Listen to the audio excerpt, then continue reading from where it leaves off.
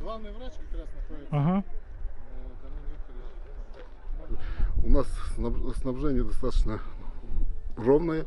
Имеем достаточное количество ИВЛ-аппаратов. На сегодняшний день еще ждем один новый ИВЛ-аппарат, который прибудет от Министерства здравоохранения дополнительно в апреле месяце.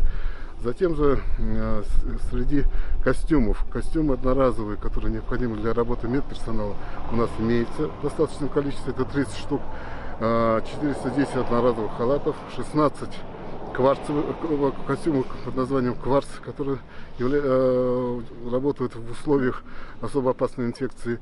Я думаю, что и по лекарственным средствам, и ДЭС-средствам, вот буквально вчера мы дополнительно еще весь запас практически, который нам необходим до августа месяца, привезли. Миша, сейчас у нас по времени, Миша.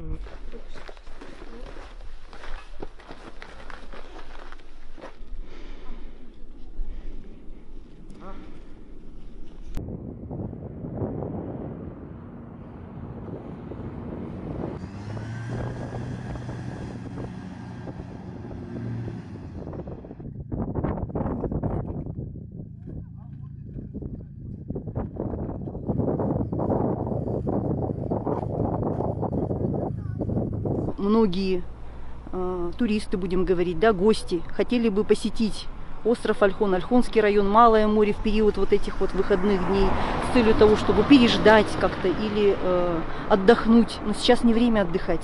Сейчас на самом деле надо находиться каждому на своем месте. И вот мы этим-то и обеспокоены, что люди, может быть, сами не болеют, а являются переносчиками. Может быть, они болеют и не знают, еще у них инкубационный период, да? И они завезут, если, не дай бог, если это болезнь придет к нам, а у нас очень маленькая численность населения, для нашего населения это катастрофа. У нас одна участковая больница и отсутствуют ФАПы в деревнях. В этой участковой больнице всего 5 койко-мест стационарных. Там не хватает медицинских кадров, ну, наверное, это как и во всей России, да, не хватает медицинского персонала, врачей не хватает. Ну, и та численность медицинских работников в любом случае, в случае какого-то такого вот пандемии или эпидемии, недостаточно. И экстренную помощь оказать в наших условиях очень сложно. Очень страшно. Люди боятся за своих детей, за свои жизни, за своих родных и близких. И мы здесь остаемся беззащитными. Почему? Потому что вот хотелось бы призвать всех сидеть дома у себя. Иркутяне в Иркутске, москвичи в Москве. Мы, ольхонцы, у себя на Ольхоне.